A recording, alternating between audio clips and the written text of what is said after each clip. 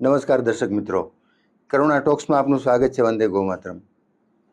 દોસ્તો, 15મી એપ્રિલનો દિવસ એટલે વિશ્વ કળા દિવસ, વર્લ્ડ આર્ટ ડે.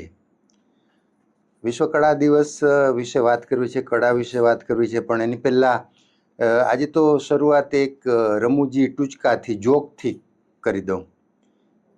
બહુ જાણીતો જોક છે, આમ તો લગભગ બધાએ સાંભળ્યો પણ હશે કે એક નદીમાં પૂર આવ્યું તો ગામના લોકો બધા સ્વાભાવિક છે કે પૂર જોવા જાય, નદીમાં કેવું પૂર આવ્યું છે જોવા જાય. તો એવી રીતે યુવાનો ઊભા હતા તો પૂરમાં કેટલીક વસ્તુઓ તણાતી જતી હોય એ બધા જોતા હતા. બધા કે આ તણાય છે, ઓલું તણાય છે. એમાં એક તબલાની જોડી તણાતી જતી હતી. યુવાનોની નજરે પડી કે એલા તબલાની જોડી તણાય છે, તો કે હાલો ને કાઢી લઈએ, પૂરમાં પડી. કારણ કે લોકો બહુ, ગામડાના લોકો આપણા ઘણા બધા સાહસિક હોય છે, તો એમ કે આપણને તો તરતા આવડે છે, પૂરમાં જંપલાવીએ ને આપણને કામ આવશે. આપણું યુવક મંડળ છે, ધૂન ભજનનું મંડળ છે, ગરબી મંડળ છે, તેમાં ક્યારેક વગાડવા થાય, કામ આવશે.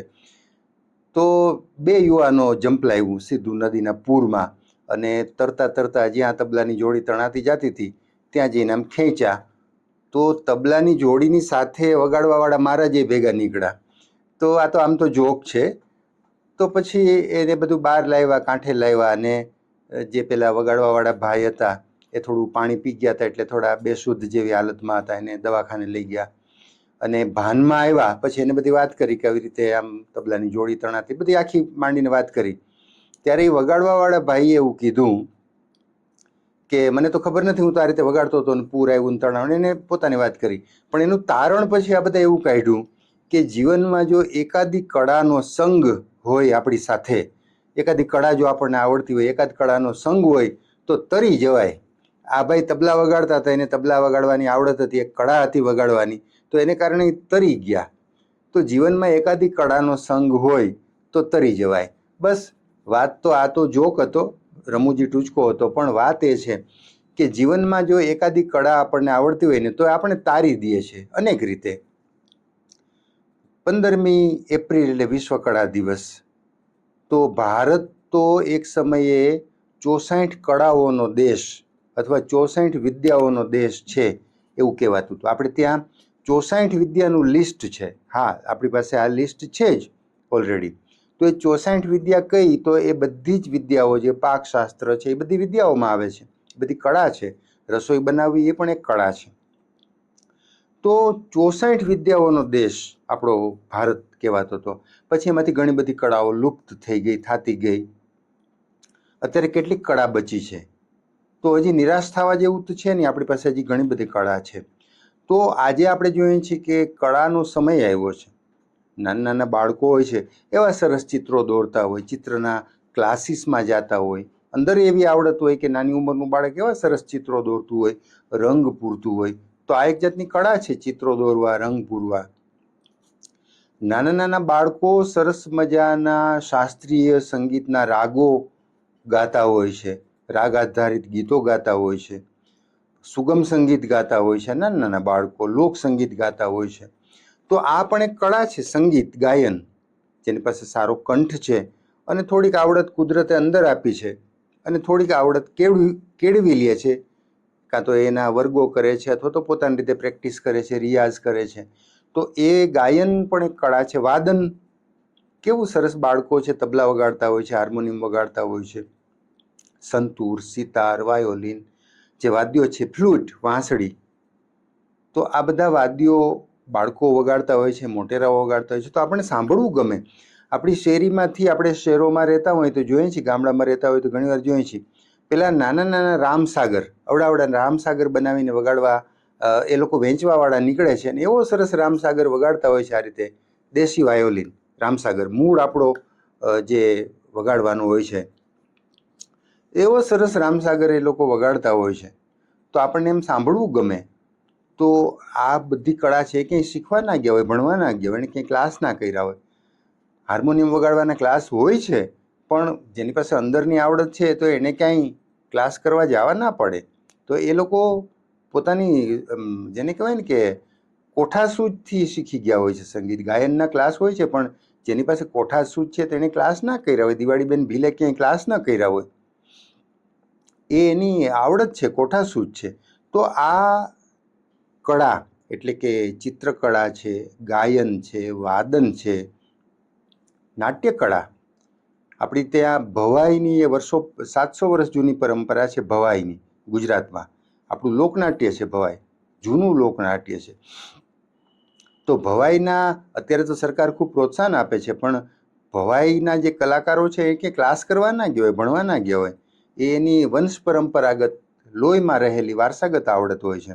અને કેવા સરસ ભવાઈના ખેલ એક જમાનામાં થતા. હવે તો ટીવી આવી ગયું, ઇન્ટરનેટ આવી ગયું, પછી ભવાઈ તો લગભગ જેને કહેવાય કે સાવ મરણ પથારી આવી ગઈ છે. સરકારનું પ્રોત્સાહન છે, પણ હવે તો ભવાઈ રમાતી પણ નથી, બહુ ઓછી રમાય છે, જોવાય છે પણ ઓછી ઇન્ટરનેટના યુગમાં, આધુનિક યુગમાં. પણ એક સમય હતો કે લોકો આખી રાત ભવાઈના શો, ભવાઈના ખેલ જોતા રહેતા. રાત્રે 9, 9:30 વાગે શો શરૂ થાય અને સૂર્યોદય થાય ત્યાં સુધી ગામડામાં ભવાઈ રમાતી હતી. લોકો પ્રેમથી જોતા હતા. જે ભવાઈના કલાકારો છે એને અનાજ આપતા હતા, પૈસા આપતા હતા. એ આખી પરંપરા હતી. 700 વર્ષ જૂની પરંપરા આપણે ત્યાં છે. 14મી સદીથી માંડીને ગુજરાતમાં હજી ભવાઈ ક્યાંક રમાય છે. હજી હવે તો બહુ જેને કહેવાય શાસ્ત્ર પૂરતી રહી છે. તો આ આપણી પરંપરા છે, લોકનાટ્ય. તો આ પણ એક કળા છે. એટલે નાટ્ય કળા, સંગીત કળા, વાદન કળા, ચિત્રકળા, કાવ્ય અને સાહિત્ય સર્જન, આ પણ એક બહુ મોટી કળા છે. કેટલાક લોકો કેટલી સરસ કવિતાઓ લખતા હોય, ગીતો લખતા હોય, ગઝલ લખતા હોય. કેટલાક લોકો ગદ્ય સાહિત્યનું સર્જન કરતા હોય, તો વાર્તાઓ લખે, નવલકથાઓ લખે, નાટકો લખે.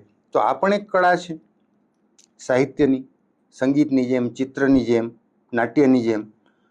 તો એ કળા પણ બહુ જીવંત છે આપણે ત્યાં. અત્યારે સંગીતે જીવંત છે, ચિત્ર જીવંત છે. શિલ્પ, પથ્થર, એક સામાન્ય પથ્થર પડ્યો હોય એના ઉપર એક ટાંકણું લઈને, એક નાનકડી હથોડી લઈ અને જે શિલ્પકાર છે એમાંથી કેવી સરસ મૂર્તિ બનાવી દઈએ. આપણે જોઈને કહી દઈએ કે આ મહાવીર સ્વામીની મૂર્તિ છે, આ બાબા સાહેબ આંબેડકરની મૂર્તિ છે, એનું સ્ટેચ્યુ છે.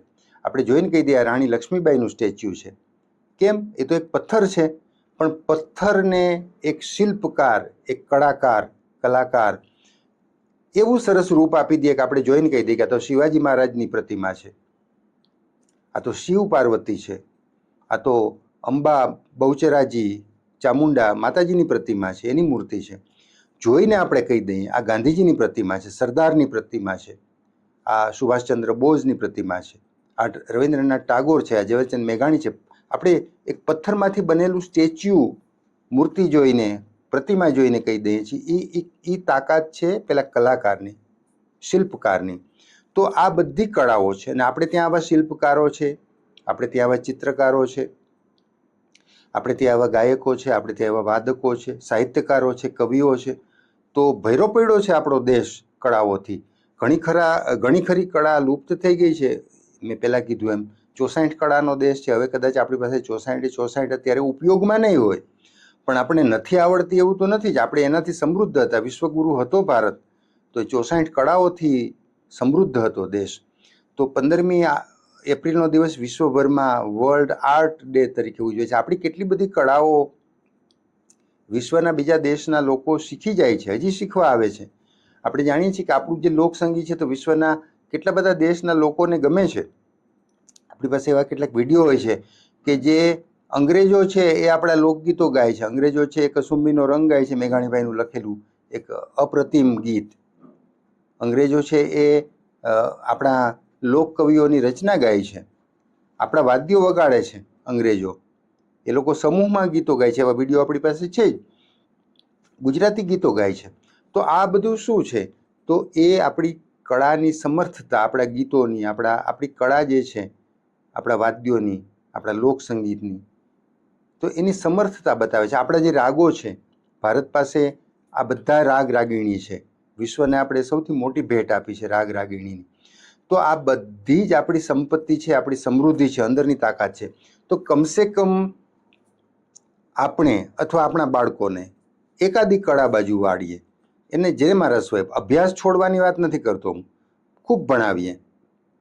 તમે એને વિજ્ઞાન પ્રવાહમાં ભણાવો, તમે એને વાણિજ્યમાં ભણાવો, વિનયનમાં, આર્ટ્સ, કોમર્સ, સાયન્સ, એને જેમાં રસ છે એન્જિનિયરિંગ, મેડિકલ, જે એને કરવું છે એ ખૂબ કરાવો, ખૂબ ભણાવો, ટોપ સુધી પહોંચાડો, એમાં એને માસ્ટરી આવી જાય ત્યાં સુધી ભણાવો, ડૉક્ટરેટ થઈ જાય, PhD થઈ જાય ત્યાં સુધી ભણાવો. પણ સાથે સાથે એકાદી કળા, એને ગાયનમાં ઇન્ટરેસ્ટ છે તો થોડુંક એને ગાયન એવું વાતાવરણ આપો કે એને ક્લાસીસમાં બેસાડો, અથવા તો જે ગાયનનો માહોલ છે ત્યાં એને જવા દો, અથવા તો એને ઘરમાં પણ ભલે એને કંઈ કોમર્શિયલી કે પ્રોફેશનલી એ સિંગર થઈ જાય એવું થઈ જાય તો સારું છે, પણ ન થાય તોય વાંધો નથી. ભલે એ નોકરી કરે, પોતાનો વ્યવસાય કરે, પણ સાથે સાથે એકાદી કળા. બંગાળીઓ જુઓ તમે, બંગાળના લોકો મોટી પોસ્ટ ઉપર બેઠા હોય, મોટો બિઝનેસ કરતા હોય, તો એ એના નૃત્ય વિશે ઘણું બધું જાણતા હોય.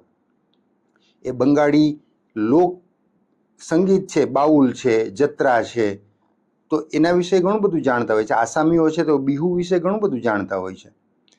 આપણે ભવાઈ વિશે કેટલું જાણીએ છીએ, આપણે લોક વાર્તા વિશે કેટલું જાણીએ છીએ, આપણે આપણા દુહા છંદ એના વિશે શું જાણીએ છીએ. તો ઘણી વખત આપણે વિચાર કરવો પડે એવી પરિસ્થિતિ તો છે જ. તો ખૂબ આપણા બાળકોને ભણાવીએ, મોટા ડિગ્રીધારી કરીએ, મોટી પોસ્ટ ઉપર બેસે, ક્લાસ 1 to ઓફિસર થઈ જાય, મોટો બિઝનેસ કરે, બધું સાચું, પણ એકાદી કળા સાથે જોડાયેલા રહે. એને ચિત્ર ફાવે છે, દોરવા દો ચિત્રો. ભલે પોતાના જ માટે સરસ મજાના ચિત્રો દોરી અને પોતાના ઘરમાં રંગ પૂરીને રાખશે, એને આનંદ થશે કે ઓહ, મારા દોરેલા ચિત્રો છે. ઘરના સભ્યોને ગમશે, મારા દીકરાના, મારા દીકરીના દોરેલા ચિત્રો છે, એ તમે ઘરમાં રાખો છો, કોઈને બતાવો છો, આ ચિત્ર મારા દીકરાએ, મારી દીકરીએ દોર્યું છે. તો એને ચિત્રમાં રસ છે તો ચિત્ર બાજુ વાળો, રંગપૂર્ણીમાં રસ છે તો એને રંગ પૂરવાની એ દિશામાં વાળો, ગાયનમાં રસ છે તો ભલે એને કંઈ સ્ટેજ ઉપર ગાવા જાય કે ના જાય, જુદી વાત છે, પણ પોતાના માટે ઘરે જઈને અડધી કલાક સવારમાં ઉઠીને 2 ગીત ગાઈ લે, 2 રાગ રાગીણી છે ગાઈ લે, સાંજે ફ્રી થાય તો 2 ગીત ગાઈ લે, હાર્મોનિયમ વગાડતા હોય તો હાર્મોનિયમ વગાડી લે, એને કીબોર્ડ ફાવતું હોય, ફ્લૂટ, વાંસળી ફાવતી હોય, જે પણ એને ગાયનમાં વાદનમાં રસ છે, પોતાના માટે, બીજાના માટે નહીં, પોતાના આનંદ માટે, અંતરના આનંદ માટે પણ એ કળા બાજુ વળે એ જરૂરી છે. એ સાહિત્યમાં રસ ધરાવે છે, 2 કવિતાઓ સારી લખી શકે છે, એ બાજુ વાળો, વાર્તા લખી શકે છે, વાળો, એને નાટકમાં રસ છે, ક્યાંય અભિનય જાણે છે, કરે છે, તો એ બાજુ વાળો.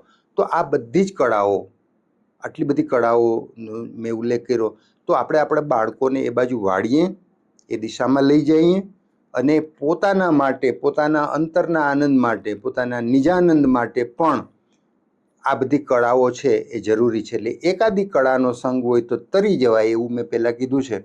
તો બસ આપણે કોઈ એક કળા, અને દરેક વ્યક્તિમાં એક કરતાં વધુ આવડત હોય જ છે.